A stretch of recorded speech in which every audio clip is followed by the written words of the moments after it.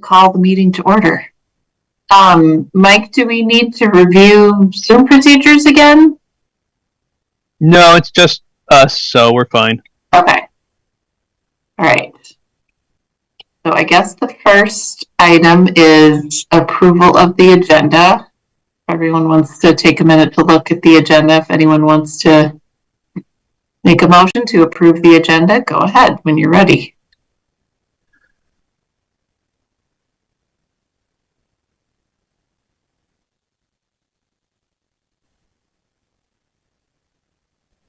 I'll move to approve the agenda. Great. Do we have a second? I'll second. Okay. All those in favor say aye. Aye. Aye. Aye. Great.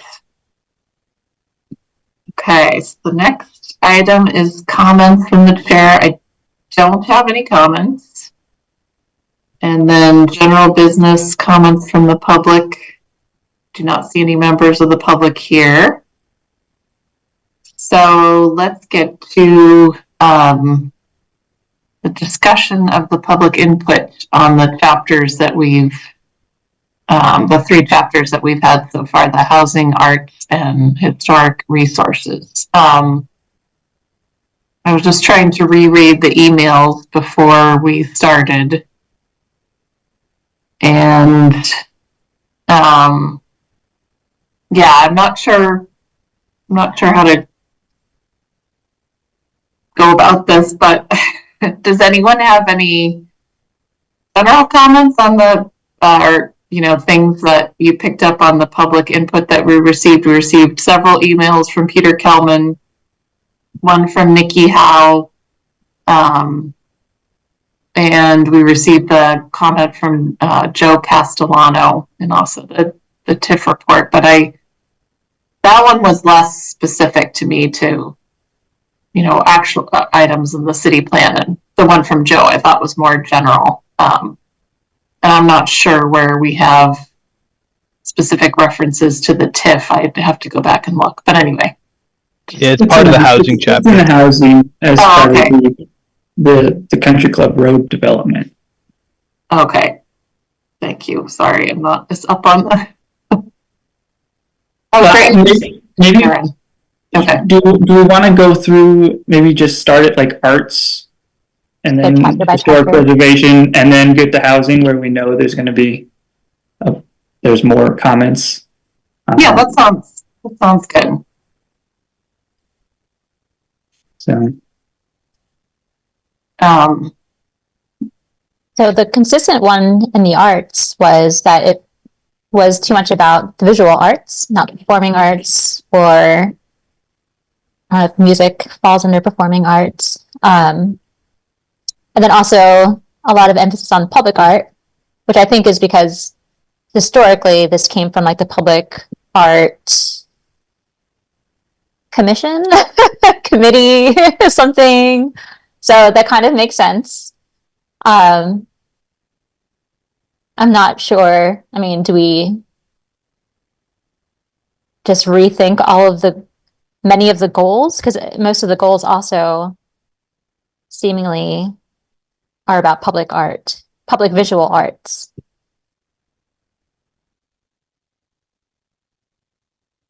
Yeah, I mean, I wonder if how often is it the Public Arts Commission or the Arts Commission? I'm not sure of the name. The Public Art Commission. Oh, okay. But we also have folks like Montpelier Alive who are also involved in public art and festivals and those types of art related events. Okay. Yeah, because I feel like I'm not sure how to incorporate. I appreciate that it's all about visual arts, and it hadn't occurred to me. I'm not sure how to. I don't feel qualified to. I would like somebody with an arts group or some artists or people who are more involved in the artist community to address that, I guess, is my feeling. We can also lean on the fact that this is it is a city plan, and it recognizes what we know and what we don't know. And we also can just go through and make reference to that, make a clear reference to that within the text and within the implementation chapter itself, to go through and say, it's recognized this plan only addresses these issues and doesn't address these other issues. I think there were some comments I'd heard about, it talks a lot about, the chapter title is arts and culture, but it doesn't really talk much about culture. And maybe we need to be addressing culture more. And we can somewhat leave the chapter as it is. If we don't have time and we don't want to hold up the process, we can just go through and say, this should be addressed, in a future update of the city plan, this should be expanded to include these other areas, and that'll set some tasks for those committees to start moving forward on building out more information for a future plan update, if we wanted to.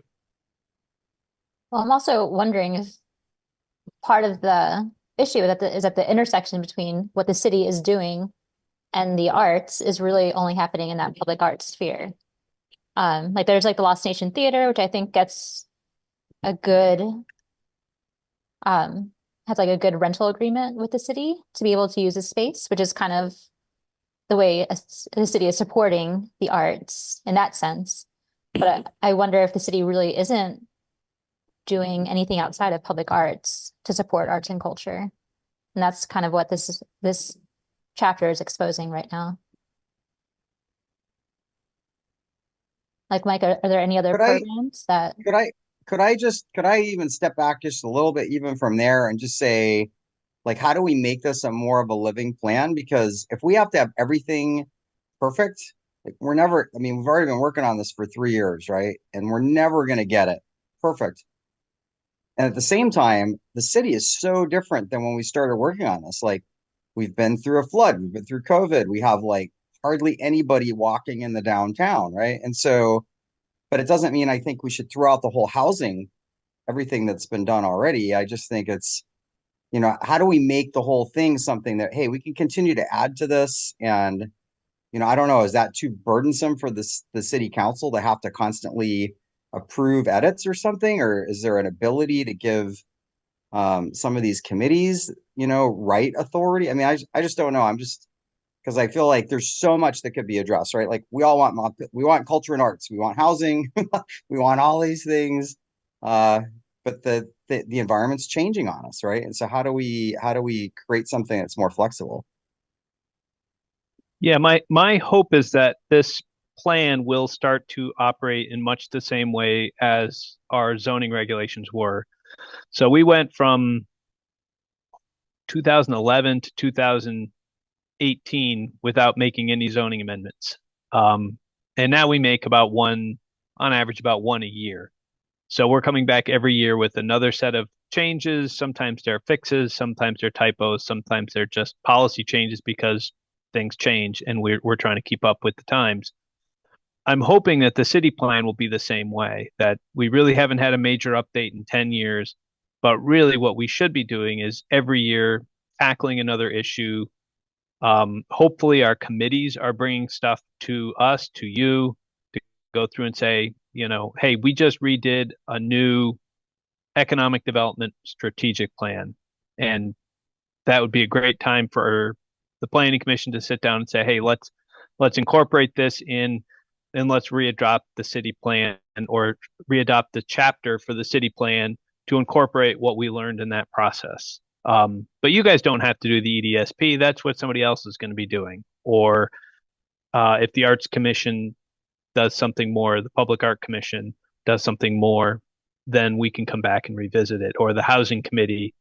Again, I think there's a lot that we can be tackling. Well, if that's the model, year. maybe we can just make a reference. And I'm not saying, Maria, or whoever wants to comment, that we can't dive into this, but maybe we should just put a statement saying we'd like to expand this in the future to include our more holistic approach to arts or something like that, right? So that we can continue to move forward, but we recognize that there's a lack anyway, that's just a thought, Mike. If we're gonna have sort of annual, semi-annual updates, maybe that's a way that we can recognize the comments that have come in that are, should be addressed, but we're not yet equipped to give the answers.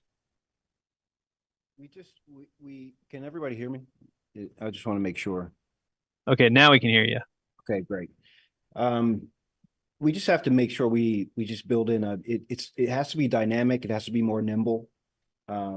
Because we've had 2 floods and we're gonna have others, and it's gonna be ever changing with the opinions and also stomachs for the future. So it just has to be nimble and dynamic. That's all. Very quickly, I just want to dovetail really quickly on what Gabe just said. Is I think it's a good sort of way to kind of kick off this discussion. Like, I view this as it is a broad aspirational document that outlines the town's priorities and aspirations going forward. That being said, I think it's easy for us to get wrapped around the axle of perfection, and we don't want to make perfection the enemy of the good. We put a lot of good work into this.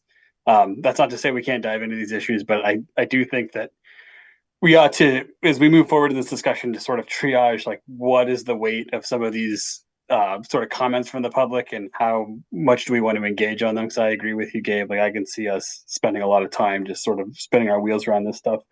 But this is sort of a long-winded way to segue into a clarifying question I have. Is I remember the sort of public comments about the visual art centric nature of the document. I can't remember what the actual sort of I'll call it a critique, but what the critique was about the public nature of the arts chapter.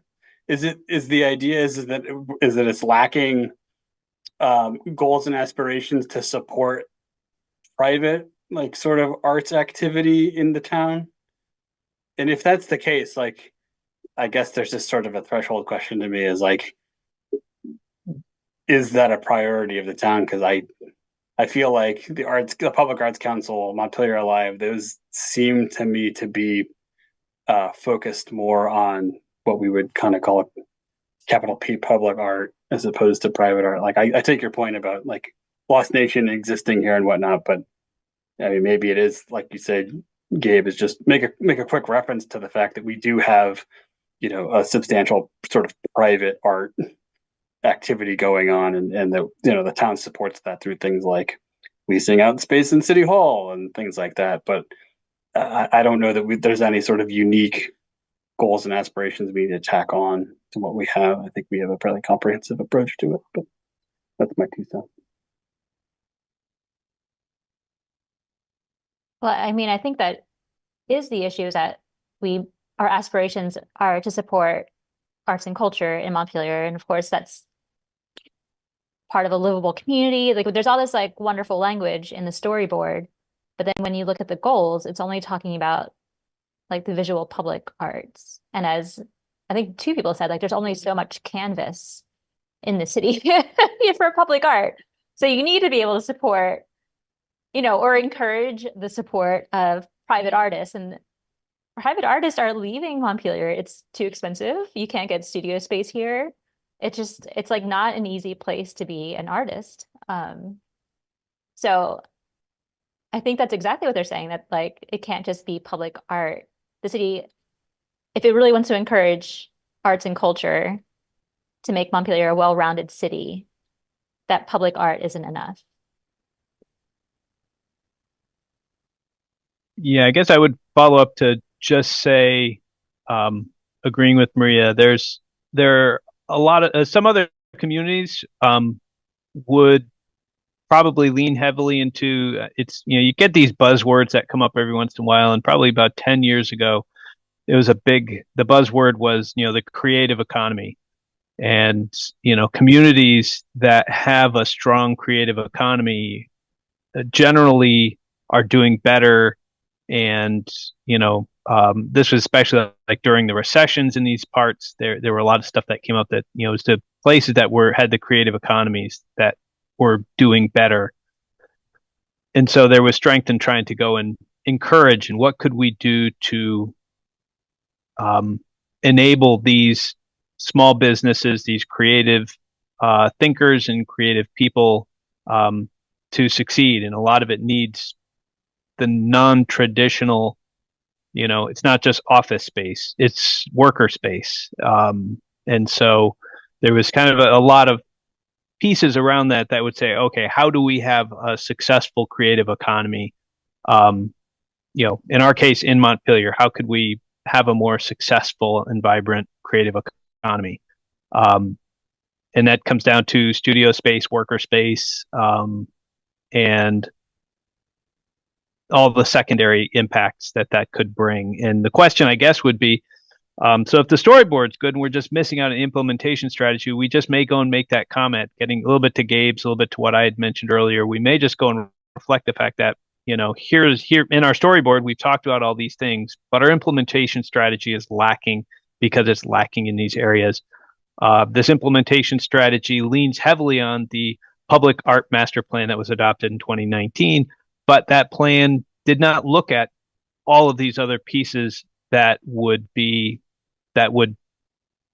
make Montpelier more successful, vibrant. It helps contribute to those things that we talk about.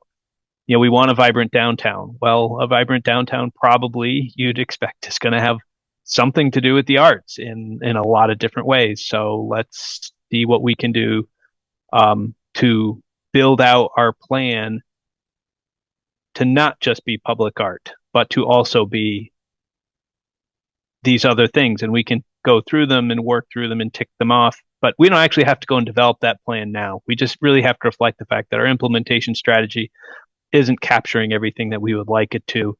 And moving forward, these are the areas we should be working on. And I think that kind of gets some of it. I had a note from Paivon from the virtual meeting.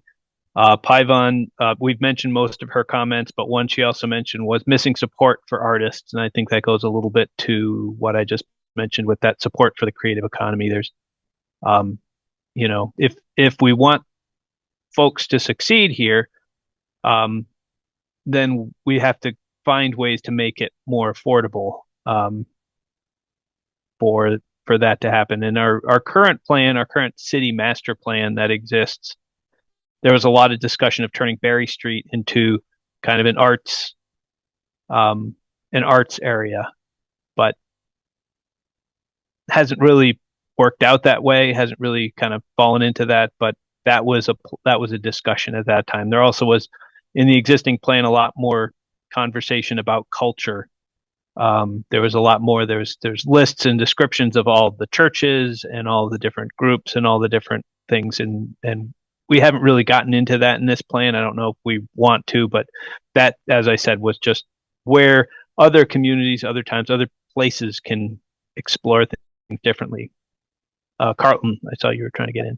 I want to highlight what I really do appreciate about the wording within the arts and culture, and that's the tourism in Montpelier depends on the beauty and the novelty of our built environment, including public art.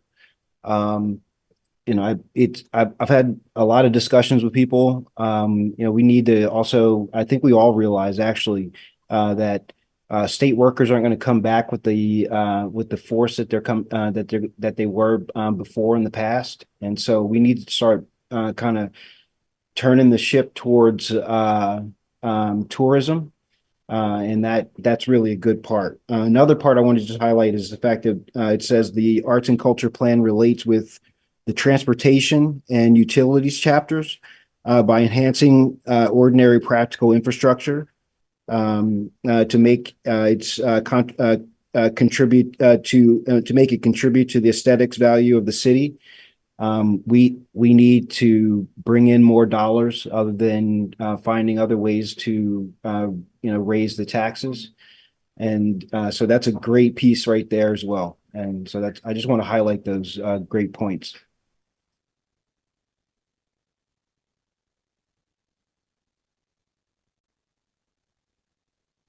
I guess maybe to me, this is like sort of more like an overall process question, which I think is helpful is that is that how we can incorporate a lot of these specific, I mean, presuming we get more specific public input questions, is to add something, sort of in the preface or the I'm not sure exactly what you call it, but the beginning section of each chapter that says we recognize that this doesn't address non-visual arts. We recognize that there's not a lot in this, the aspirations and goals to how do we support artists living successfully or having studio space in the town.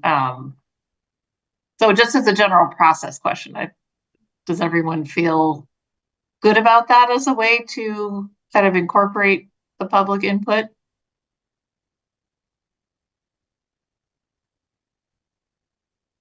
I think that's reasonable. Sorry, Sean.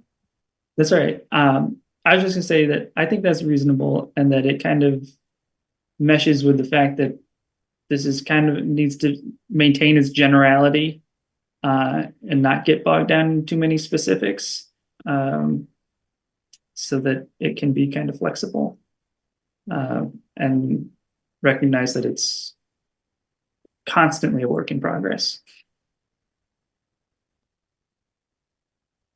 Yeah, I think it's fine that I think what we're talking about here is like some kind of qualifying statement, like you're saying in the preface or in the pregame, saying what we recognize that this doesn't address this plan or these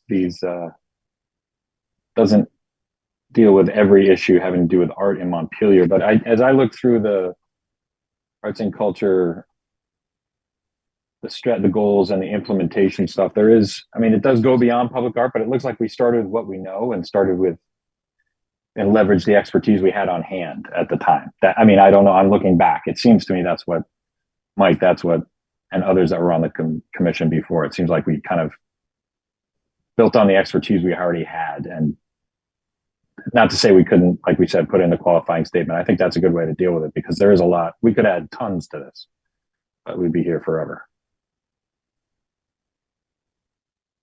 Yeah, I do think it's important to me to put some of those specifics in the preface to the specific chapters, like these comments about art, because otherwise what is the public input for? Like, why are we having public input sessions? So yeah, and I think that solution, I think, works well for places where we're missing stuff, like what we're talking about right now. We've asked people, tell us what you think, what's right, what's wrong, what's missing. And in the case of what's missing, sometimes I think this is going to be our answer. I think in other times, public input is going to require us to sit down and make a decision. We've gotten some specific comments, and maybe as we're picking through the Peter Kellman comments, it's going to be a very specific. You should be talking about more than just resilience. You should be talking about X, in which case we'll have to make a decision. Do we change our goals to be this or that, or do we add this? So I think it's not always going to be something we can just solve by putting a preface in the storyboards. I think sometimes there will be an issue of we should be talking, your goals don't talk about this word, and we need to be talking about this word. It's about climate resilience. It's not just about, because I think that was his comment. It talks about floods, and we should be talking about more than just floods. We should be talking about climate resilience. Well, I think that's a policy question we actually have to discuss and potentially make a change in the document too. But I think in this case, your solution, I think, is the right one. Either we have to stop and make the edits and update the plan, or we have to just simply preface it and say, you're right, we recognize that, and this is a deficiency that should be addressed in the next plan when it gets updated. Okay. So Maria, I'm wondering, would you be willing to look at the arts preface or narrative and add something? Yeah. Just draft something to add we could look at? That'd be great. Yep. And I do have one other kind of overarching process question, which is if we're I mean, I totally agree that I'd love this to be a living document. It's a point in time. We should also maybe add some language at the beginning that really emphasizes that. If we don't already have it, I can't remember. But I feel like, I don't know, there's a lot of things like at my workplace or my personal life. It's like, oh, I'm going to revisit this every year. And it doesn't happen unless there's like like an external force or a reminder. I mean, can we incorporate that in some way to the city's process? I don't know. I don't have a good idea for that, but like every October, each committee is tasked with looking at the chapter in the city plan and thinking about it or something like that. I think some of that'll come out of the planning department and planning commission every year. I mean, we should be sitting down. I mean, city council has gotten into the habit of it. Let's do a strategic plan every year. It's on their calendar, and they start working on a strategic plan. And I think we should be thinking about that every year as well. Probably like the month after we finish getting one adopted, we'll be like, okay, we just wrapped up a revision to the energy and to the transportation chapter. What should we take a look at next? What are the big issues that are going on now? What have we heard? And that'll probably come back to me. What have we heard about that needs to be updated? Maybe as a result of state law, maybe as a result of just input from city council and what we know. And we'll just pick some chapter and go through and say, okay, I think this is the year we should spend, have an in-depth. I think that'll be a real benefit too, because we can spend 10 months just working on an update to the transportation chapter, as opposed to trying to do 11 chapters and get input on 11. We'll just be working on one, and it'll get a lot easier for us to go through and say, all right, what are we missing? Let's be a little more nuanced. Now that we have some time, let's take some time and really think about it. And I think some chapters aren't going to change very much over time. Once we get them, if we get them right, they'll probably just roll on. I think about natural resources. Natural resources don't change a lot. If we've got a good plan for where the parks should be and where the greenways should be and how we should protect our water and how we should protect, it's probably not a chapter that'll change very often. Other chapters like the land use chapter and the housing chapter, I bet those will be ones that might come up more often over time. And we'll just have to, like I said, just keep track of things. So it sounds like that should be then a standing agenda item for the planning commission after the plan is adopted, like every month, just check in on, what are we hearing about the city plan? What committees are working on what? Just as a way to keep it moving forward, because I am a little bit worried about if we really want to make this a living document, just kind of losing it then. And we can have an annual. Suggestion. Yeah, we should have an annual review of what's been done. I mean, again, we're trying to set this up to be an actionable plan. So we should be able to come through and say to everybody, it's like, hey, remember we talked about we were going to go and update our growth center. Well, we put in that application last week, which we did.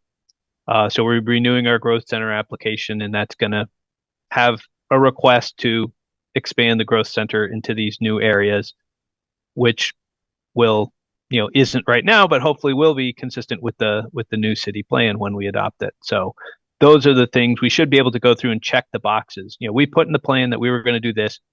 Guess what? We did it.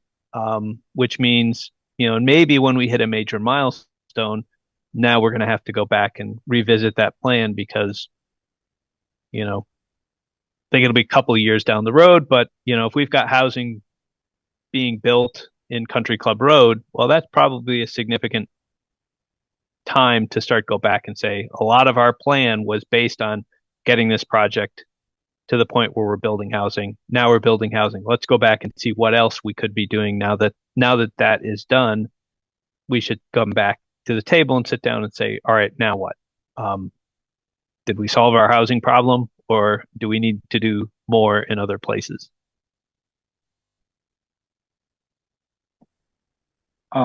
I was going to say on one, just in terms of being responsive to comments, there was that feedback about the list on the storyboard, the list of cultural, what are they called? The most notable cultural and artistic attractions. And there was feedback that we should have more there. I think that was Paivon and maybe in the virtual session, I can't remember. And other people said, oh, it only lists X, and there's a lot more,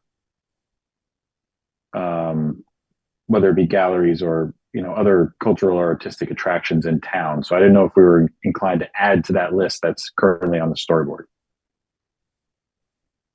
Yeah, I think those are relatively quick things that we could do. If we had a list of, here are all the places that we missed, that is something the folks at SE Group can plug in 10 minutes.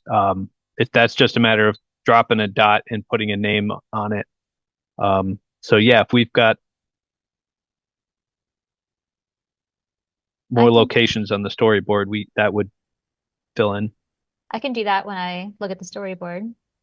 Just like okay, create a list of the studios in town and other art spaces. Great, thank you. Do we have any other comments on the arts chapter? Thoughts? I don't believe we got any comments on the historic resources, to my knowledge.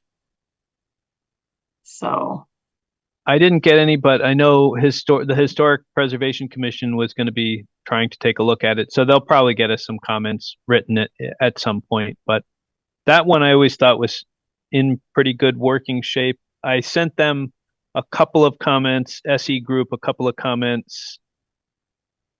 The goals are wrong in it. It's just a matter of getting the correct goals written in, because we go down and it has the implementation, aspirations and goals, and then this aspiration summary, but it doesn't have the correct goals. I don't know where they pulled them from, but it was wrong. So we're going to get those updated. And I think let's see if I can grab, was her,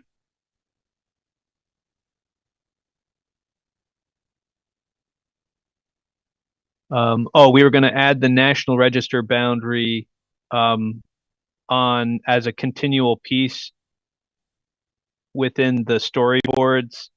I made that suggestion to them because as you look through the storyboards, the maps kind of shift and move as you're scrolling through them. And I thought having a consistent, in that case, the historic register boundary, you can see these other images coming on and going off, and you still have that same idea of, oh, okay, this is a smaller subset of the National Register, and oh, this is actually bigger than the National Register district. It kind of gives you at least some visual way of tracking those changes, as opposed to trying to keep track of where the intersection of state and Maine is. Not everybody is kind of visually oriented to a map space, so it's a little bit easier if you kind of have a picture out there to track that all the way through. And I had a couple of those comments for some of the other storyboards as well that I wanted to see, maybe like for economic development, we haven't done that one yet, but when we get there, like the growth center designation or the designated downtown should be in there. And as other things come in and go out, you at least know, oh, I know the designated downtown, it's right in this area, and I can visually follow the changes that are going through in the storyboard. So those were the two changes that I asked them to make to the storyboard for historic.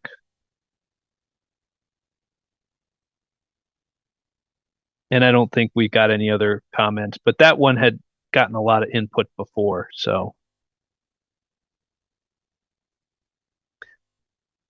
So then the last one, housing.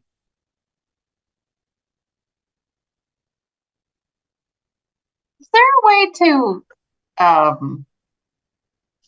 screen share, Mike, your kind of the more texty version of the housing chapter or the storyboard or the strategies. I guess whatever summarizes the aspirations, goals, and strategy. I find it hard, just myself, I find it hard to like kind of toggle back since I feel like we're going to dive into this one a little bit more.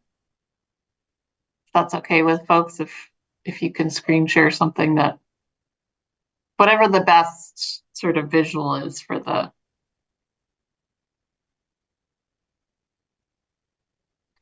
Let me just jump to.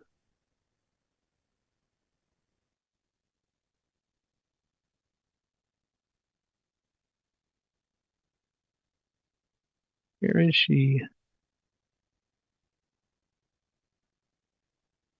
Updated storyboards. There we go.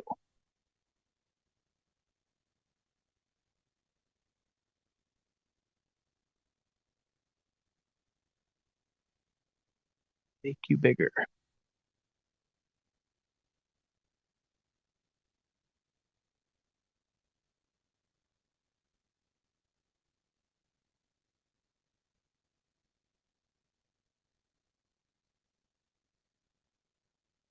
There we go. All right.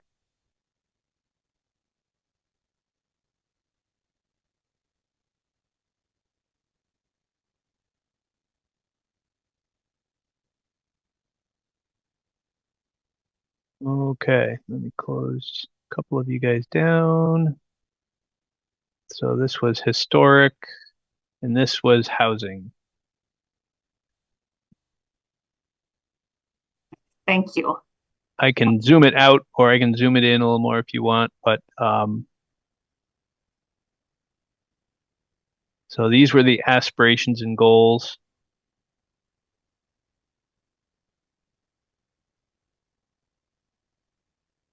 And I haven't finished going through. I was trying as I had some time to go through and highlight where there was a specific comment.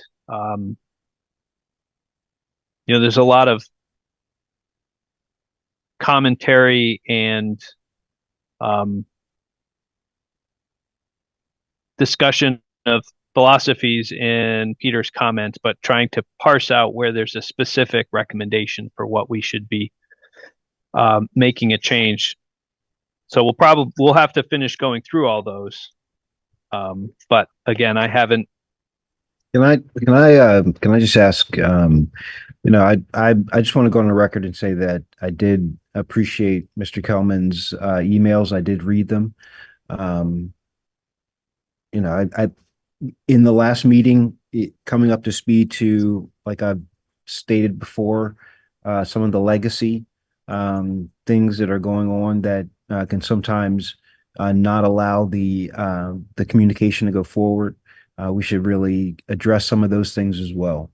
And so with that, Mike, you've mentioned, Mr. Kelman a couple times as if this is something we're writing for him, and it's not. It's for a larger group of people, and I appreciate him and I appreciate you, but we should really keep our eye on the prize, and that's all I want to say.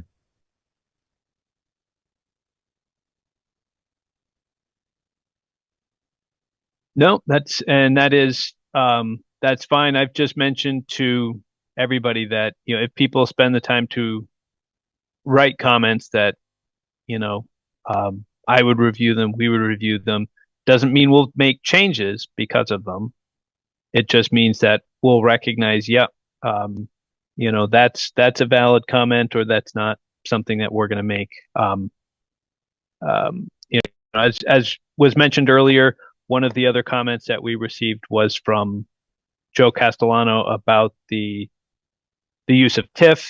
I would probably argue against the removal of TIF because I've used TIFs before, and they're very powerful, very useful tools for getting stuff done. They're complicated and takes a little bit to get your head around how they work and why they work. But Doug Hoffer, who is the state auditor really dislikes them. And he has taken to, you know, basically take a real hardline approach on everything regarding them.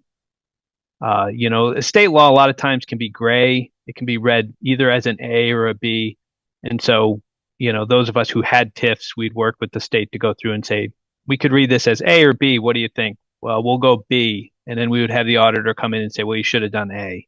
And it's like, well, look, we worked with the state. And so it was a very complicated process. And that's where there is a large document that does have a lot of negative comments on TIF. I would argue it's a very valuable tool, and we should be pursuing it because it's how these types of projects can move forward, even though certain politicians really dislike them. Okay, you're still muted, Carlton. I just want to add again, Mr. Castellano, when we met at the art gallery at Wilder, great conversation, great contributor, and again, the energy of some of the things that may have been going on in the last 20 to 30 years, 15 to 10, what have you, is what we need to go ahead and address and step over collectively, so we can move forward on things. So it's not, haunts of individuals that are influencing, references. And that's all I'll say about, again, that. I would say about the TIF that I do think we should keep it in there. It is a tool that should be available to the city. Just having the language in here isn't going to mean that we are beholden to doing it. My memory from living in Burlington prior to the pit and that TIF district, that there was still that before that actually went forward, there's the city council had to make that call, right? That they had to decide whether they would grant that to the developer. So us having it in here doesn't guarantee that we will use it, but we should keep it in there to keep it as an option. Especially as it's a public suggestion.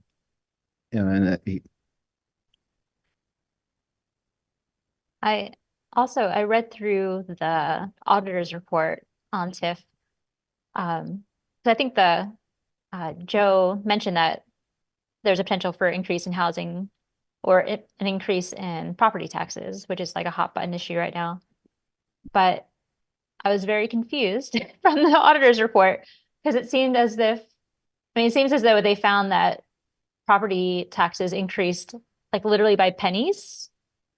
And so I had to go back and forth between his email and the report because yes, there was an increase, but this is not at all,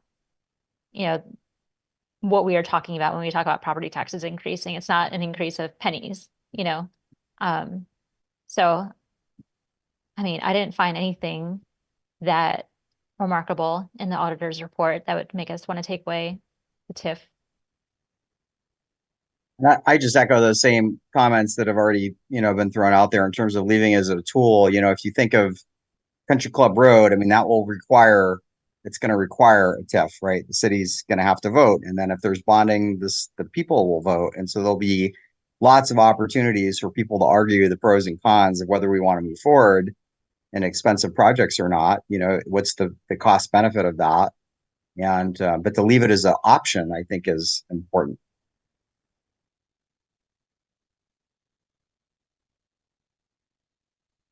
So yeah, I think big picture, this is what some of these comments would be. We get a public comment, we review it. Now the public has been heard. They've given us a comment. We've reviewed it. We've decided not to make a change. I'm just reading the tea leaves of what everybody's comments are. And I think that's how a lot of these comments will go through is A number of them are going to be ones that's like, we appreciate the comment. That's a good comment, but we're not going to make a change at this time because, we're sticking with our original plan, and that's fine too. Just because somebody makes a comment doesn't mean we have to make a change. And I think this is how we'll go through most of the comments over the next 6 months is, that was a great comment. We appreciate the fact they brought this to our attention. We've talked about it. We've decided, the pros outweigh the cons, and we're going to leave it as it is because it's something that can be addressed at a later time if it needs to be. If the public understands that what we're doing is, it's like a river, and there's a whole bunch of logs going down the river, and we're picking them up and we're looking at them and we're saying, okay, this could be important or it is important. We should put it, and so it goes down the river more. And we're kind of just and ultimately calling balls and strikes, and as best we can, you know, that's what it is. But it like I said, it as long as it's moving forward to build something is the goal. Yeah, that's a good analogy, Carlton. I mean, but at the same time, we want to be able to communicate to the public. We are listening to you. We're not just going to these meetings, taking public input and not changing anything or not talking about what your suggestions are. We are talking about them. Sometimes we make changes, sometimes small changes, sometimes big changes, sometimes we don't make any changes at all. And I think as long as we keep explaining that to the public, that we do want your input and we will consider those changes. And I think that's what we'll have to do. And as I said, ultimately, I haven't highlighted through every single one of Peter's, and I've just mentioned him because he's given us a lot of information to review. And I want to be able to say at the end, I reviewed your comments, we reviewed your comments, and we made these changes. We didn't make these changes, and that's just the nature of public input. We have 8,000 customers, and so we're going to have to make the changes that we feel best represents the public as a whole, and that's your job, not my job. I make recommendations. I don't have to make the decisions. You guys have the hard job.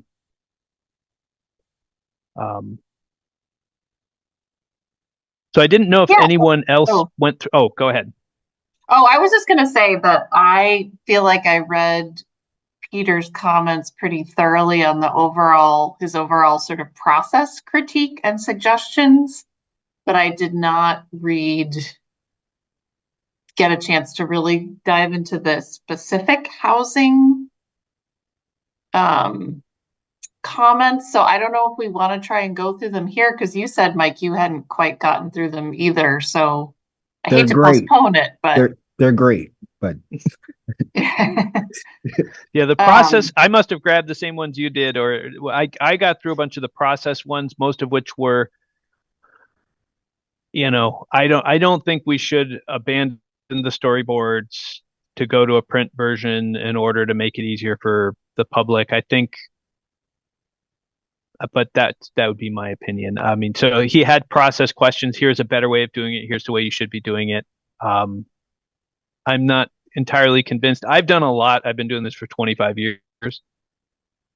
And generally, I think it's always hard to get input from people, especially early in a plan process, unless you've got a good hot button issue. If you've got a good issue. If you've got Country Club Road, you can get people out. If you want to do a significant rezoning on something controversial, you'll get people to come out. But in general, there's sometimes no news is good news. If we're moving along and we're not getting a lot of people upset and riled up, probably means we're not, we'd have to change something to make it more controversial to get more people to come out. So I tend to think having less people who are beating down our doors probably means we're not as far off from what the public thinks. That's not to say we need to not try to do more or I'm do not better. sure I totally agree with you. we don't need to get into a deep discussion about the nature of, I mean, I just think this whole process is, and I think there was a comment from Christine, I forget her last name. I think the whole process is a little bit overwhelming. I do agree that if there were a hot button issue in one of the chapters that would motivate people, certainly they would come out. But I'm not sure that we're not getting public input because we're truly representing what the city of 8,000 thinks. I think it's a very complicated process, and people aren't sure how to engage with it. Anyway, that's just my opinion. But I do think, Peter, and also I think this woman do find, I mean, I agree, I don't want to abandon the storyboards and the online process. And I think of it kind of as like, almost like a pilot, like we're going to try this for the city plan and see how it works. But I do think that it's important to have some sort of, and I think you said that we do have some, is there sort of an alternative available or printouts available for people who find the online interface hard to navigate? We've gotten the storyboards. They're now PDFs, so they're easy to find. The storyboards themselves, we haven't gotten them to be printable, and so we're gonna have to work with our consultant to see how easy it would be or hard it would be to break it into pieces where it might be able to be PDF'd into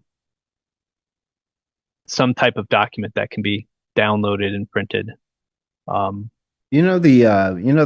Whoever printed out those booklets that we had from Montpelier are for everything that we did for the year. Would they be available? Do we have like a municipality side of printing that could just make hard copies of these available on the tables in City Hall or other places like the catalogs were? Yeah, I mean, we could look for printing. It depends. Some of these we can print out pretty easily. We are going to be printing these out and trying to put them up as posters in City Hall, so that way they're available in that way. But yeah, we can print them out. It just seems like sometimes when it depends on the audience, things are either online or then easily accessible in paper. So I'm just trying to understand, which audience are we trying to reach? And if so, can we use both? Yeah, if we can get them converted, then we would always offer them as both if we can get them printed. Go ahead, Sean. Yeah, it just seems to me that storyboards are reaching a certain group, but what's on the screen right now is where the rubber meets the road. And if you really want to have something that you can print out and hold in your hand and review, then what we're looking at now, aspirations, goals, and implementation strategies are the thing. And this has a PDF-able format. So in the best of both worlds, kind of.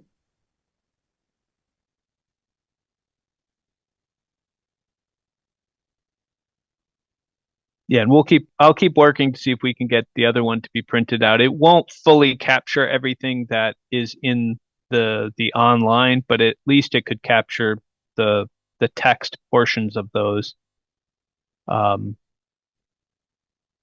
Because the advantage of the web is your ability to link between pieces, and that won't exist obviously with the paper copies, but it doesn't exist with the storyboards, but it's information that people can see for themselves. It doesn't, the dynamics of it, that's just vendor dynamics and talk about the wow factor of what's going on within it. But that doesn't matter. People just want the facts. The bells and whistles are not that's just extra.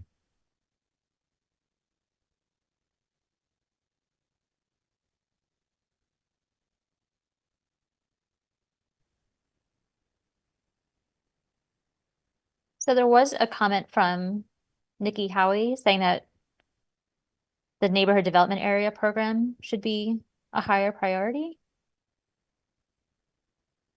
If whoever is controlling the computer, could we scroll down and see what the current priority is? I'll guess it's on the second page if it's lower. There it is. Yeah.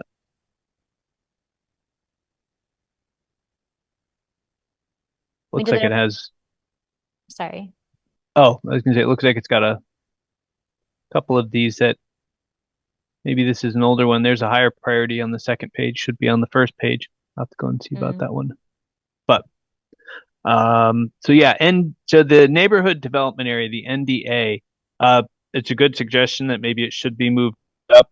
The reality is most of what would be an NDA is actually going to be in our growth center. So growth center has more benefits than the NDA. So we may actually be kind of not ending up with an NDA because we end up with a big growth center that covers it. Okay. But that's kind of a wonky detail that no, that's helpful we can figure out. And then we also got a comment at the last meeting about how there isn't references to emergency housing. Does Montpelier have an emergency housing program? Like, do they rent out spaces or rent spaces through affiliates? Like, how does emergency housing work in the city? It has been a moving target so far, and that's been part of the goal, is to come up with a fixed location. So I've been here 10 years. The emergency shelter has been run by different churches. I think it was in Bethany Church for a couple of years. I think it was in another church for another couple of years. The issue being, none of them met any of the fire and safety codes. And so that was always a big concern. We'd get waivers from the state and they'd say, this is the last time we're going to do this. And then we would come back the next winter and say, well, we don't have a location. We don't need any waivers up at Country Club Road. So that's one of the reasons. My sense is that that's going to more or less, again, not a decision maker, not on the council. It's going to probably end up being used again, even though it's not close to the downtown and we have to bus people in and bus people back out during the day. The building itself meets all health and safety codes. So my sense is it's going to probably continue to be used until we can finish up with probably what happens in the Barry Rec Center building, where there's a plan to renovate and have some space in the basement area of that building. But that's a lot of money and a lot of investment to make that move that project forward. But we have a lot of grant and a lot of money coming in. So it looks like that project will move forward, but it's probably, let's see, if we're in 24, I would say optimistically winter of 25 to 26 would probably be when that opens. And I know there's also a conversation of not just having a winter shelter, but having a shelter that actually is a fixed location and works for a long time, year round, as opposed to just in the winter. And the goal of that building was also to eventually maybe renovate some space on the second floor. So big picture for people who don't have all the pieces of the puzzle. The reason they wanted to make a new rec facility out at Country Club Road was so that way they could convert that building into the homeless shelter, basically, with a service hub on the second floor, and then maybe additional housing on the third floor, or some housing on the second and all housing on the third, but with having a service hub. And the service hub was meant to provide people who are homeless or almost homeless or, in need of assistance, that there'd be a location where you could go to get help. It's not something the city would run, but the city would provide the building. And then provide space for, say, a Good Samaritan Haven to invite in service providers. So, maybe on Monday it's a health clinic, and maybe on Tuesday there's employment assistance, or maybe Wednesday and so they would be able to bring and use that space to provide services to people who wanted it and were trying to move out of homelessness. How can I get the help to move out of homelessness? We'll bring the services to you, as opposed to giving you a bus pass and telling you you've got to go to Berry City if you want to talk to somebody about employment, or you need to go to Waterbury to talk to somebody about housing. We're going to bring those people to you. And that's the idea in the vision that they've had for that space. Whether that becomes a reality, we're still working on it, but that's always been kind of the vision. But now we're kind of stuck as to, is Country Club Road going to actually work for a recreation facility? That question hasn't been definitively answered yet, and they're working on that this summer, with a strategic plan for the Country Club Road had about 10 acres set aside for a community center and for recreation. Now they're going to do the plan. What does that mean? What are we going to try to build out there?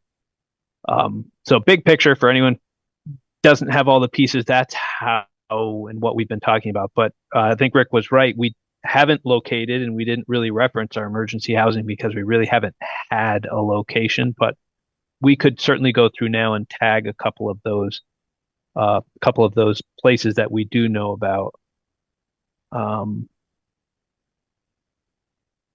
Yeah, I mean, it seems like the work is being done, and so where is that work reflected in the city plan? And should it be under housing or services or both? But I think it makes sense to reference at least the emergency housing component somewhere in this chapter. I don't know if it's like goal 6, or our goals went away. Okay, here we are. I think it falls most easily under goal number 6. Yeah, I forget when I move my screen that it takes you guys off of the share screen. So I was trying to find, I had a list somewhere somebody had that were like, these were the housing things. And one was, Rick had that comment on missing, goal 6 to increase support for partners. But Rick had the comment on there, but there was also a comment that on some of the tabs of the storyboard itself that we were missing, like not all the condos were listed, and there was that list of other residential that really wasn't clearly articulated and really didn't attach to much. So I have an email.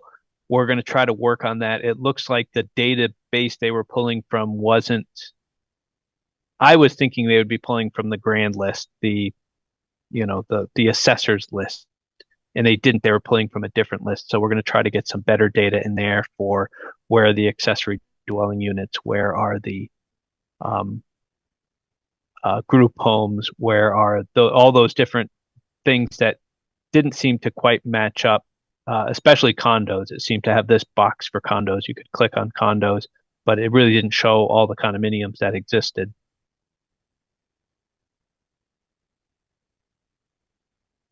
But does it make sense to have another implementation goal that discusses the work that you are already doing to support emergency housing?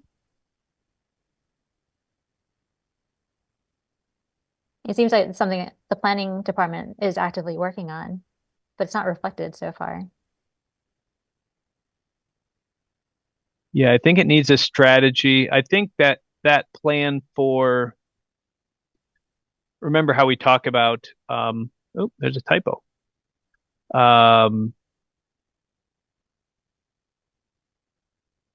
We have those 5 Ps, and one of them is a project. I think we could have a project implementation strategy in here for the rec building, and that's what's missing. And that would help explain what I just explained to you guys. This is our vision for this building. It requires us to find another place for recreation, And that's what's been holding up that process a little bit. We can't make this into homeless services until we find another location for our recreation programs. And where do they go? Where can we move them to? So I'll put a note for need.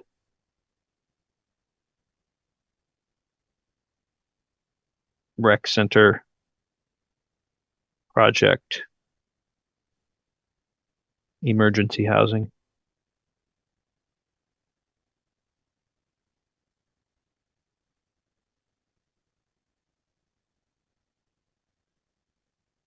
I'll change topics a little bit unless people want. Rick made a suggestion, an interesting suggestion about maybe making housing a larger kind of an umbrella topic that we would kind of elevate. It's not just another chapter, it is the chapter that kind of gets elevated above all the others. And we talked a little bit about that. I think, Brian, you might not have been there for that conversation. So Rick DeAngelis, who's Good Samaritan Haven director, he made a suggestion that housing really is kind of that chapter that touches everything else. Economic development, all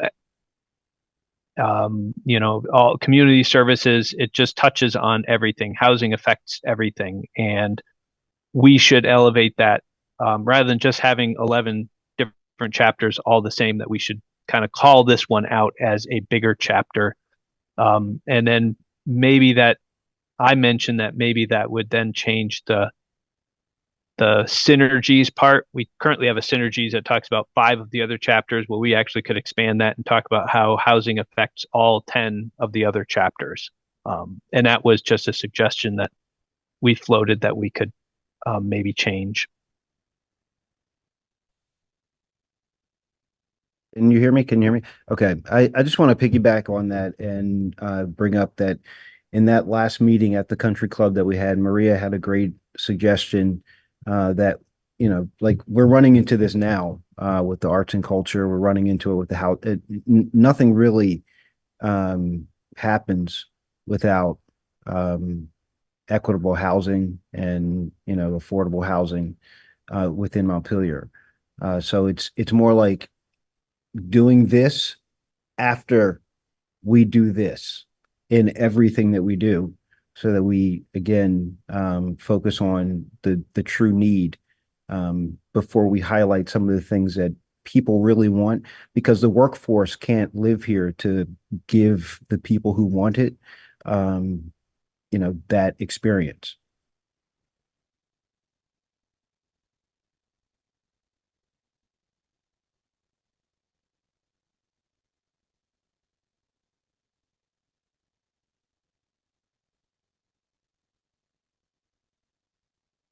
I'm sorry, what was your suggestion for something we could add to?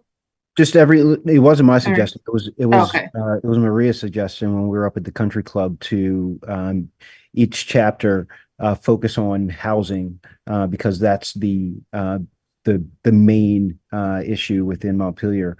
Before we do anything in all the other 11 chapters, or each chapter focus on the one priority as a way of saying, how does this affect the housing? Because if we don't have artists that live here, we don't have artists that can play here or make art here. So putting something in, I guess that would really be the kind of the intro section. Maria can do it. Oh, you Well, I just wanted to clarify. So I think Rick's idea was that when decisions are made by city council, that housing is given, even if the decision has to do with like natural resources, that it should be part of their discussion of how this will affect housing. And so if they are looking at something about,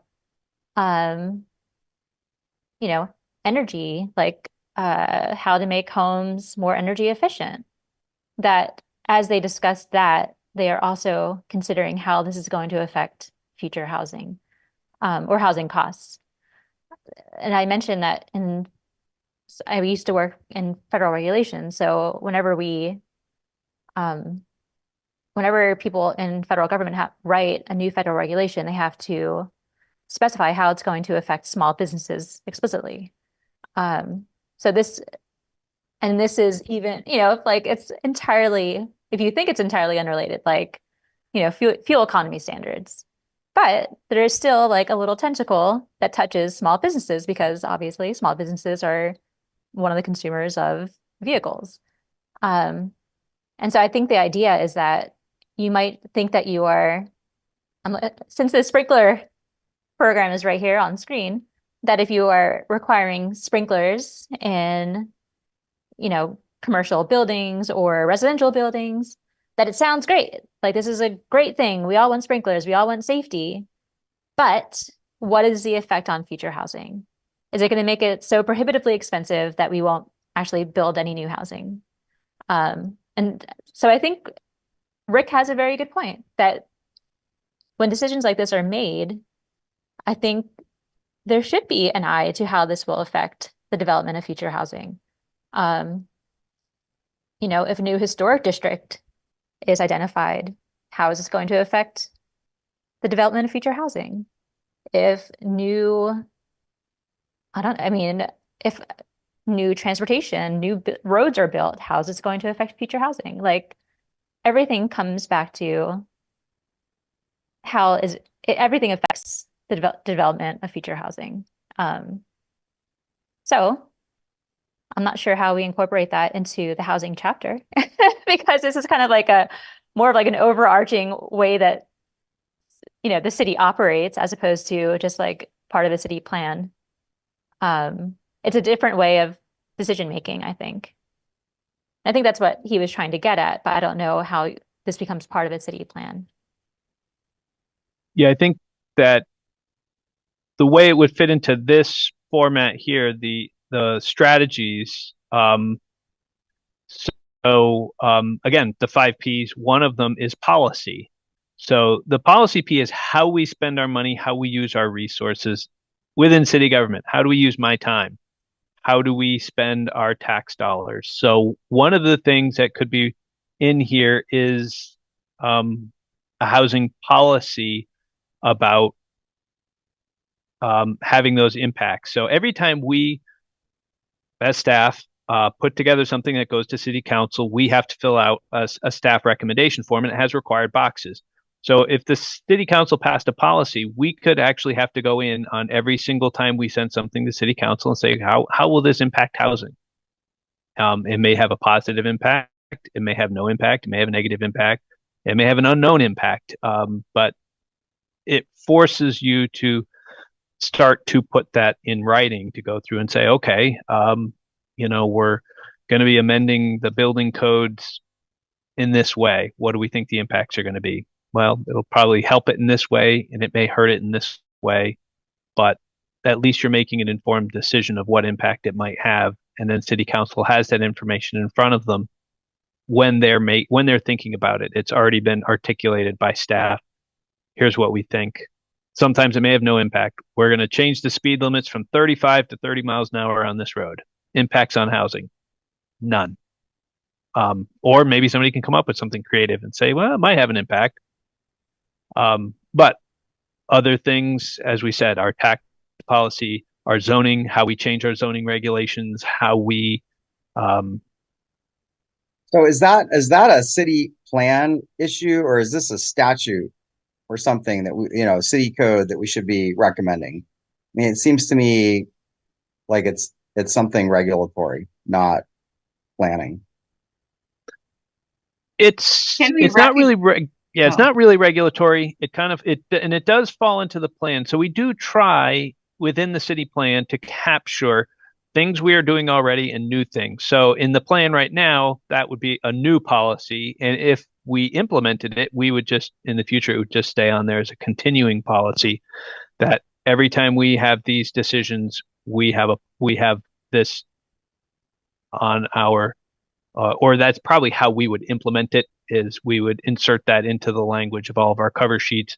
And in our budgets, we would have to then discuss within the budget, what are the budget implications of the proposal that city council has put together. And those can be very direct and those can be very indirect. I mean, Okay, so I guess maybe it should be in the plan, but there's also an additional step that would need to happen to say, look, this is actually the city policy, right? Yep. We So would it's actually just have to adopt the policy. Yeah. We can put it in there as a strategy, correct? Yeah, I would put it in as a policy recommendation, to recommend to adopt the new policy.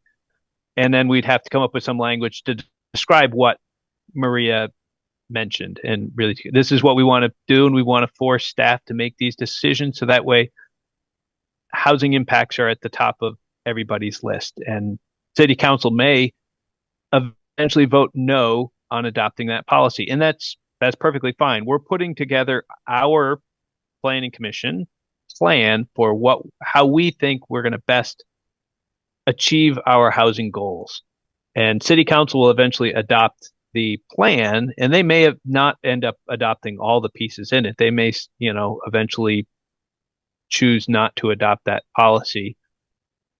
But the idea is, here, you guys have asked us what we as the city are going to do to make our goal. Here's our goal for housing. How are we going to get there? These are the 15 things we're going to do. Okay, so and this policy would be one of them. Okay. So would somebody be able to draft a strategy that we could consider for putting in here?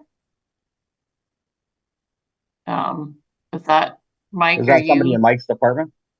I can take a stab at it, and then we can vote to see if I've captured kind of what, okay, so captured the spirit of it. And if not, then at least there's something there and we can, wordsmith it. So it sounds like we have potentially two other strategies that you'll try to draft and we can look at it. So I just wonder if I have a question, and when it's the right time, Ariane, I've got a question. Well, I've really got a comment and then a question, but go ahead and do what you're doing. No, I was just trying to move us on to the next thing. So you go ahead, Gabe. Okay, so my comment, I am all about housing, and if you had asked me before July of last year, I would have said, yeah, number one issue. And it's certainly a top issue, but I feel like the resiliency of our downtown has got to be the top issue. I mean, I feel like, this is just my opinion, I feel like the state is incredibly derelict with what their plans are for the downtown. And we've got a lot of things we need to figure out. So that's the comment. And I guess the question is just to Mike, I know there's a resiliency working group. Is any of their work going to end up in this plan? Is that a new chapter that might be added, or what are the thoughts along that line? Yeah, good question. Because we had everything ready to go last June before the flood, really a lot of what we have in front of us doesn't reflect very much of what happened since the flood. So there's a lot of stuff we already had been talking about. Hey, this is how we can be more resilient. This is how we can be more flood resilient. But we really haven't gone through to kind of put more into it. My thought is, as much as I don't want to kind of jump in there and do that now, resilience is such a big topic that it might eventually deserve its own chapter and need its own chapter. That's kind of my sense of where things are going. But I think we can talk about that. We're at this point, we have 11 chapters. And if we decided in the summer, let's have a resilience chapter, I would probably work to try to put something together so we could do a quick review of that. So because we haven't done land use. So when we go to do our last 3 chapters, last group of 3, originally it was going to be a group of 2. I would just have that third one. We would put that one together and plug that one in if that's where we wanted to go. Thanks, Mike. Go ahead. I was just gonna say, I don't mean to short circuit all this or kind of steer us in a different direction, but I think of everybody on the commission, Mike, Ariane, and I think are the only ones that worked on or were around at the kind of inception of this project. And I just remember the first couple of years, like pre-pandemic and even the early part of the pandemic, we sort of viewed this as there was sort of a primary sort of three-legged stool, I would say, with emphasis on housing, economic development, and transportation. And I still feel like that's kind of I agreed to sort of elevate housing as a primary concern, but I do think that certainly economic development, I think resiliency can dovetail in a lot of ways into the economic development piece. And I think transportation hasn't gotten a lot of discussion from this group for a while, but I still think that that's also a very sort of, there's some primacy to that issue as well. Because I think the early discussions that we had, we talked a lot about, ensuring that A, people had housing, B, how do we develop the downtown so that, how do we encourage economic development to encourage more people to come to town? But then there was this issue lurking in the background of like, how do we get people into town? How do these people function without a car? And I think that's sort of been lost and obviously the resiliency piece, the housing piece, but I think it's one that we ought to be cognizant of. So I'm all in favor of elevating housing, but I think we should take a good hard look to see if economic development, in some ways, the resiliency piece I think feeds into that, and also transportation as being sort of the three primary issues that we elevate and sort of coalesce or have the other chapters sort of coalesce around. And I understand that creates a certain amount of complexity, but I think as an opening sort of presentation as part of this plan, that's I think a good way to at least consider doing it that way. Hey, Mike, let me ask you also, as far as over on, if you could scroll over just a little bit where that .org boot camp is, are these clickable? No, you don't have to scroll up. You go down again and then scroll over to the bootcamp.org, or what is that, incrementaldevelopment.org to your left. Housing marketing outreach program there. Sure, but we can't see it like you do. Oh wait, never mind. I can see it like you do. Never mind, I got it. Okay, yeah, housing marketing outreach. So are these getting housing developers in? Yep. Are the mentioned .orgs or domains going to be clickable? Yeah, these should be live. And on the online ones, they are live. I think when she PDF them, they lost their. Well, let's see. Let's see what happens if I click on it. It is live. It just wasn't. We just should color that better. I'll point that out to her to make sure that she updates that. These should be blue so that way people recognize them as hyperlinks. Right.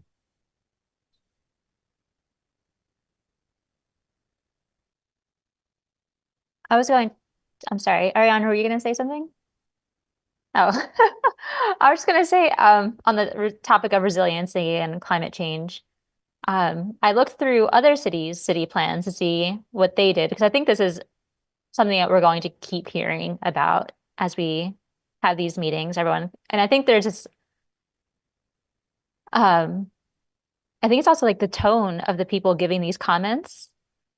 It's almost as if like this whole entire city plan should just be dismissed, because if we're not going to talk about, future flooding, and then what's the point of anything? So it's a very, I feel like it's very harsh. Like the comments we're getting about it are harsh.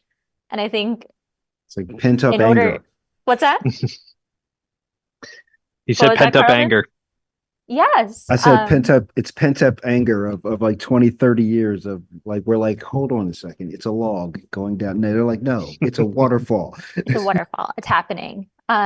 So I think just adding a chapter just so we can say like, oh, and here is our resiliency and climate change chapter. It's coming, as a way to keep the conversation moving along, because right now it seems like it's a blockade as soon as people realize that this isn't about future flooding. That being said, I did see, large cities are contending with climate change because they are actually planning on flooding. Like they're located on the Atlantic or the Pacific, and they're kind of like watching the water moving up. Um, and I've been wondering whether like UVM has put out similar studies of the different watersheds in Vermont, something that we can like lean on, saying this is what is projected to happen. This is what um, in 20 years, this is what will be the flood line for Montpelier. Um, so at least it looks like that we know, like we all know what is likely to happen. Um, we're not currently building anything to prevent it, but if it's in our sights, because I think again, like going back, just like the emergency housing, this is work that is being done somewhere, and we should have a chapter just reflecting that, yes, we know the flood risk is high and getting higher. Period. Yeah. Because right now we don't have billions of dollars to do massive infrastructure projects, but just to be able to point to a chapter and to say, yes, we know. And this is what we're looking at.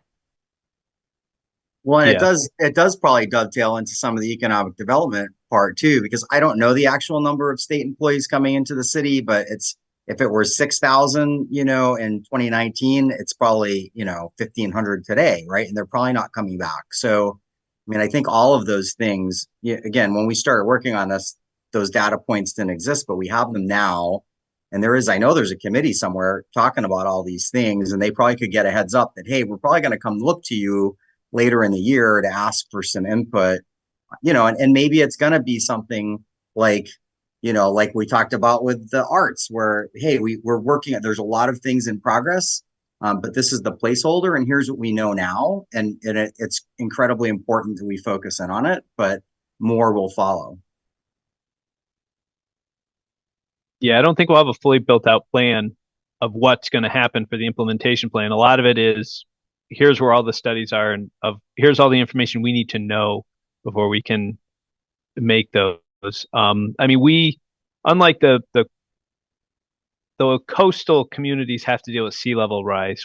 There's not, Vermont doesn't have to deal with that. Even Lake Champlain isn't going to be subject to sea level rise. So, but what we will have are changes to the climate, the amount of rain that falls, the intensity of storms, which is a little harder to guesstimate. I think that's what the Weather Service and others are trying to build into the new flood maps.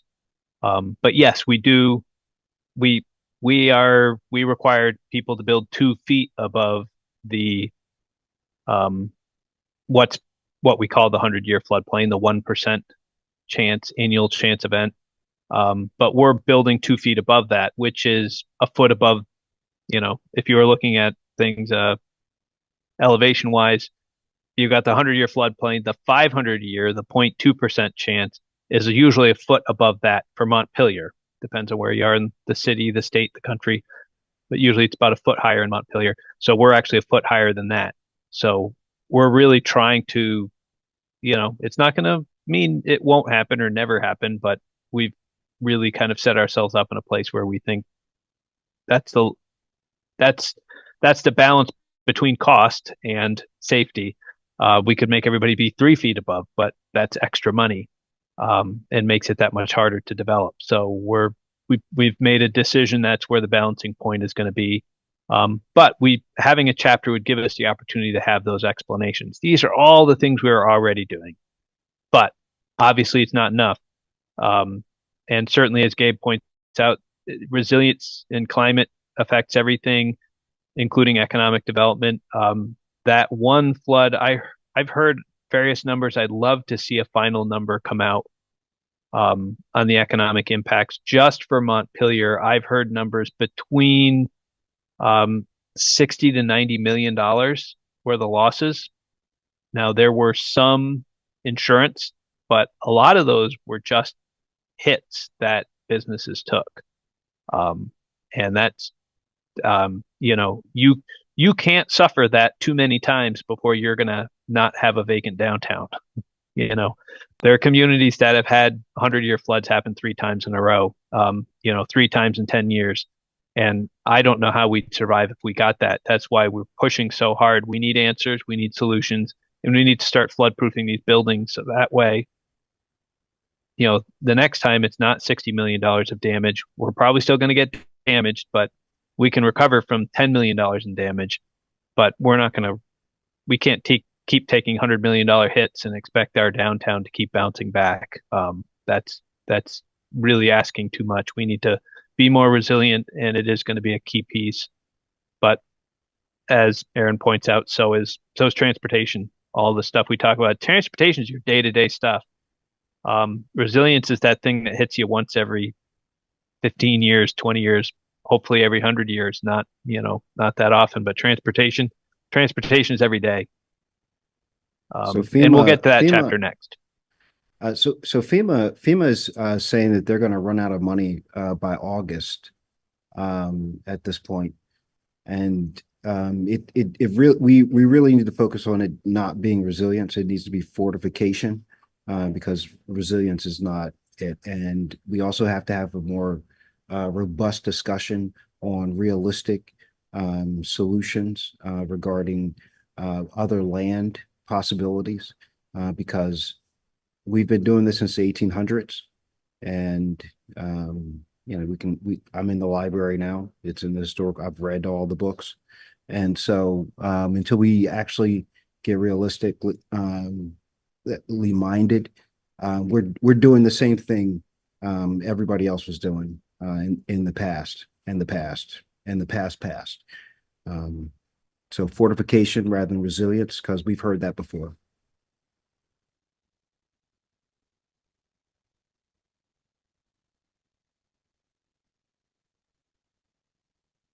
Okay, well, I don't want to stem the flow of any conversation, but I was just thinking about next steps. So it sounds like Mike, I think, could still work on these 2 strategies for housing.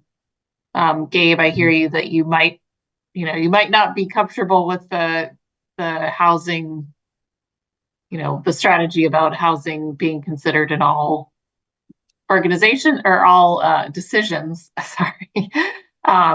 But I think we can have Mike draft those and then just consider them, or consider it when we get to that.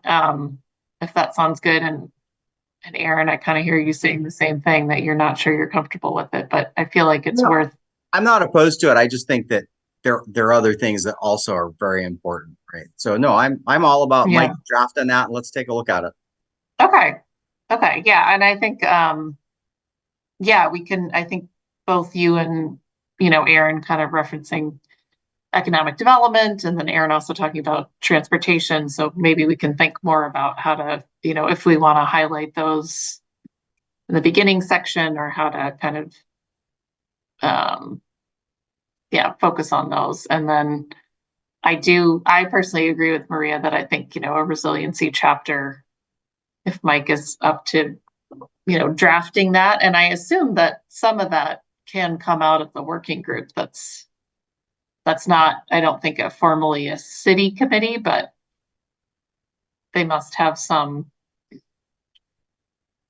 I'm assuming they have some action items, and that can be kind of crafted into aspirations and goals and strategies, that we can get some of it from them and not just make it out of whole cloth. And then I feel like, to get to the rest of, given that it's 7:09 now, and I do want to get to reviewing the one set of minutes that we have, and also talking about the next public input meetings. We're going to have more to review on the housing chapter anyway. So maybe we can also, and I will do a better job at reviewing the emails. Maybe we can also get to his specific comments on housing and any of the overarching comments that he made, that we didn't get to today. Mike, I do have one question, which is, I think what you said is important, that we want the public to feel like we are, we may not be adopting their strategy or their suggestions, but we want to respond to them. I mean, is that something that you've been responding to Peter via email, but like, should we respond to Joe, for example, and just, share what we said about the TIF stuff, or how should that process happen? Is that your office? Yeah, it can be. There are different ways of doing it. Just gonna grab something really quick to.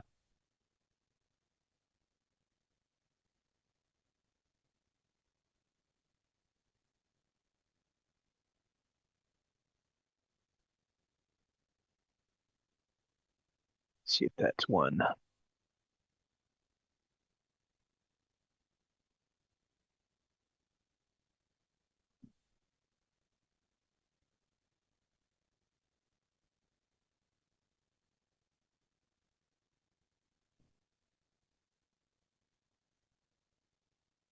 We used to have these all the time. Now I can't find one.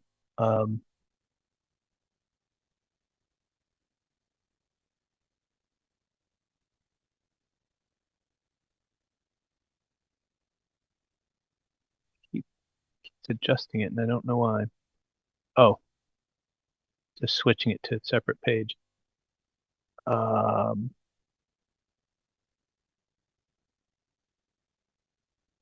doing that.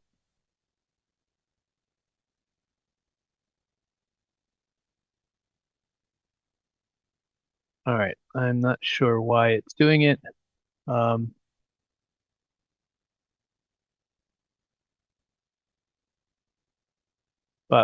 I'll just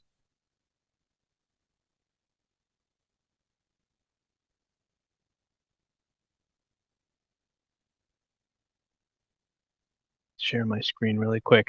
So there are just different ways of doing it, and this, for some reason, is coming out really terrible, and I don't know why.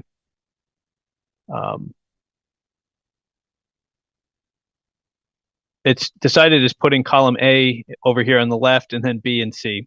So in any event, I'm not really sure why it's deciding it wants to do that, but what this does, this was how we did the zoning. So everyone had a number.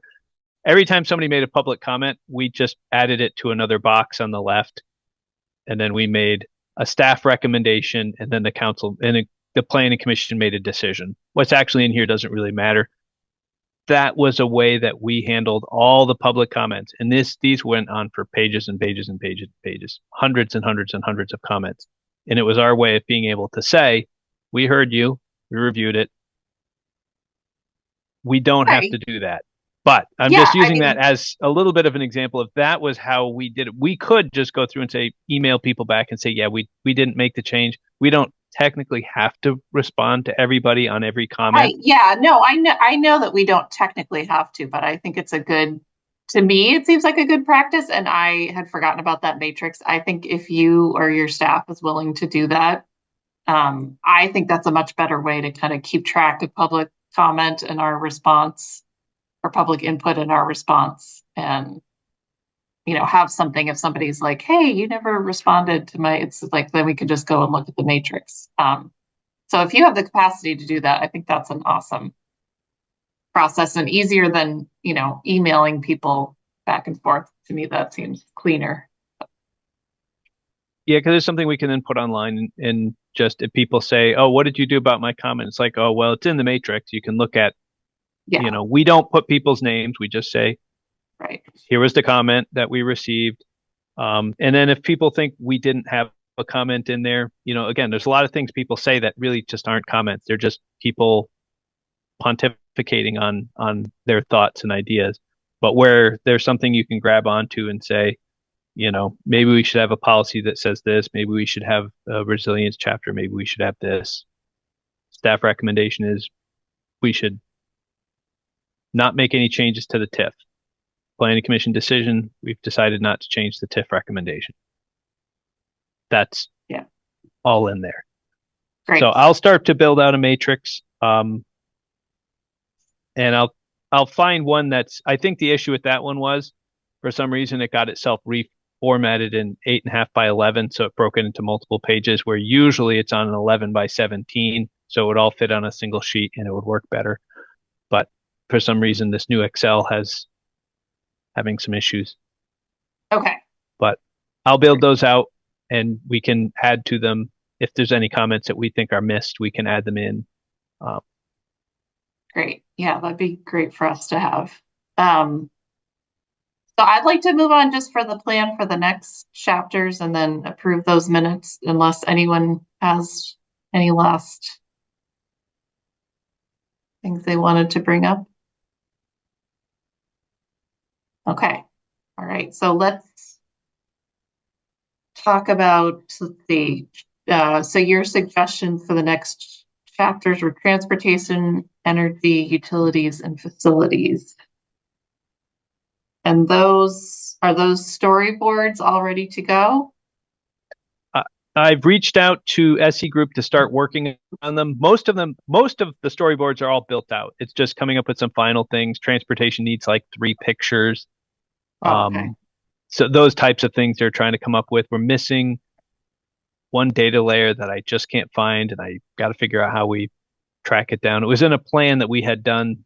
We had done a complete streets plan, so we had all the GIS data layers for it, but our consultant has it and we don't, and I can't seem to get our hold of our consultant who has our data layers. So we'll have to figure that one out. Or my new planner, when he shows up, is a GIS whiz, so I might give him a fun project to have him work on that, but he won't be here till July 1st. So I'll have to see if we can't figure something out between now and then. But I thought transportation, energy, and utilities and facilities are all kind of related.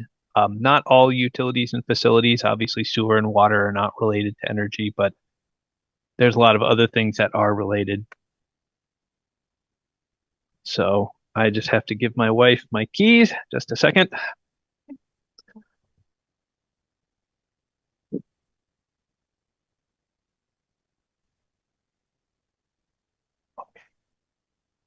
Do people have any ideas about whether it should be in person or a Zoom? I'd like to try it online just with the in-person, not having so many people. I just like to see if it brings out a different group of people. I thought we had more people at the Zoom. Yeah, I mean, I think we should, I don't know if we should do 2 or 3 meetings because we did 3 last time, 2 in person and 1 Zoom, but I think we should do at least 1 in person and 1 Zoom. If we also have a table at the farmers market, maybe we could do 1 in person and 1 Zoom, and then have the table at the farmers market. Then that's 3 essentially. Yeah. Do we have a like planning commission Twitter or like any kind of social media accounts that we can kind of, or Facebook account that we can blast to people, because we really are failing with the technology that we have available. And storyboards are cool. We could just do more social media. I'm not a fan of social media or like that, but I mean, it's what we have to do. I was born into it. Well, I wasn't even born into it. The younger people were. But most of us in here weren't born into that. But we should, forward-facing and future planning commission people probably would like to have it already probably implemented now. We're just kind of missing that boat. So I'm just suggesting maybe we could do that, and then that way we could be more dynamic in saying, hey, eyeballs here. Yeah, so we don't. The city does have a number of accounts, and that's what Evelyn does. And so she's been trying to trying to put stuff out on those, and we have heard some people have been getting out, but it obviously isn't getting out enough to everybody. I think we'll eventually end up having a few more pieces that will start coming together. I think if we got a bridge article or something like that, that it would, because it reaches a different group and more people. Um, and again, we're going through public input right now, and we're just gonna hopefully keep building. I'm hoping it's going to be a process of building on itself, so that by the time we get to the fall, we have a lot more people who are tuned in and knowing it's going on. Because right now we're just trying to connect to people to even let them know this is going on. We're doing the city plan update, and hopefully more and more people know it's going on. It's going to go on for the next 6 months. Um, So what I'm but coming to yes, realize, what I'm coming to realize at 50 is, some of my friends are grandparents, and some of my classmates are grandparents. And I would not ever having children and not having been married. Some of the things that I would have normally learned through just the osmosis of a kid, I'm missing. I only say that to say that we are in need of thinking about building a Montpelier for the younger generation. So the bridge is not screaming to me younger generation as far as attention, and the millennials are the next biggest. I'm Gen X, and we got Lebowski because we were so small. But the millennials and younger are the biggest populace coming on board, and so their input is going to be more important than, let's say, what we're doing with the historical society. Just moving forward. I think it's hard to get that generation out to these events, partially for the reason that you mentioned of being parents, that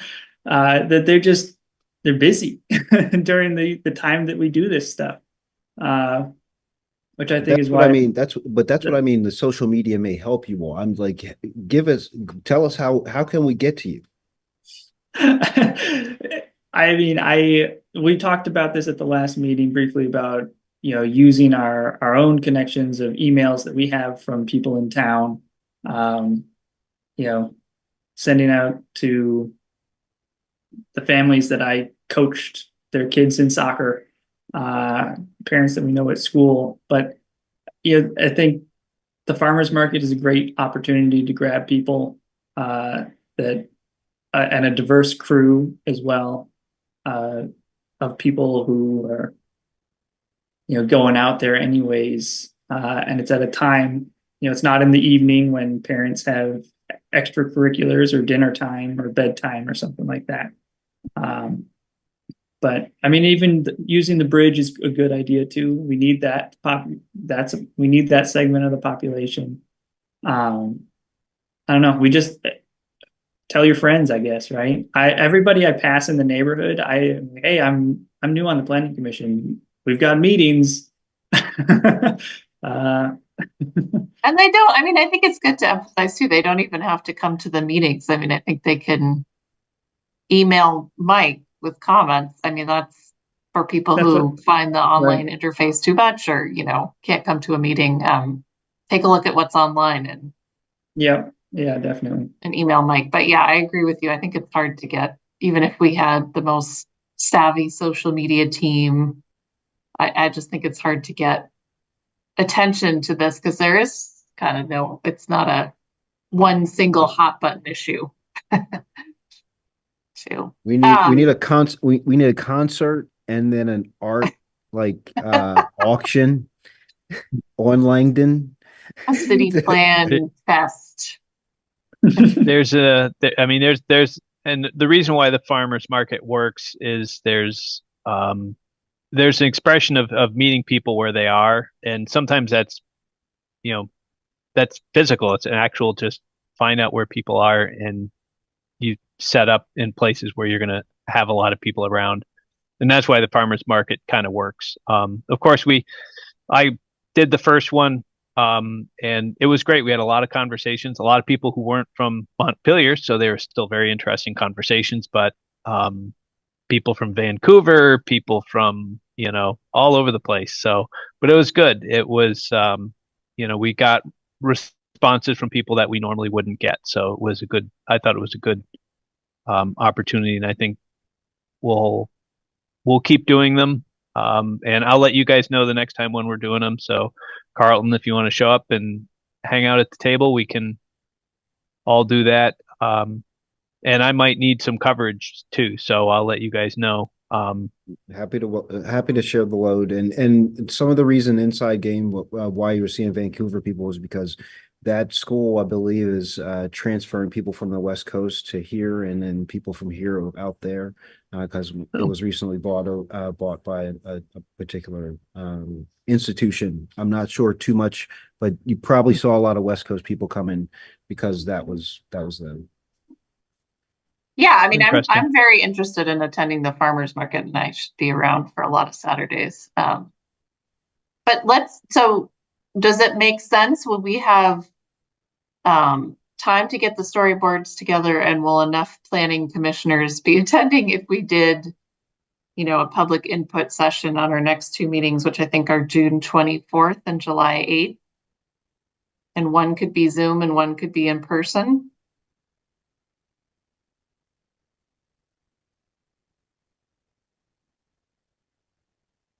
Mike, you think we'd be ready? Yeah, I was just seeing if anybody jumped in to say they were going to be on vacation on those weeks, or I will be generally around. So for new people who don't know, I currently live in Hardwick and I have a small farm, and June is when I put up hay.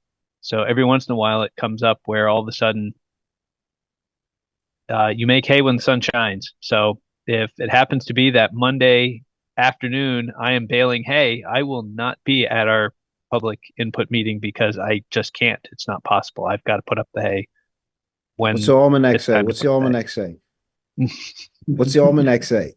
I haven't seen the forecast, but I usually try to schedule to avoid these things. Sometimes it just doesn't work out. So that's one piece in my calendar that's kind of crazy. The second piece is I'm buying a house in Montpelier, so kind of crazy. I will be a fellow Montpelierite if everything works out. So we'll see how that goes. So that's another thing that'll keep me kind of crazy for the next couple of weeks and couple of months. But I don't think it will affect the ability for me to be available for the 24th or the 8th. Welcome, Mike.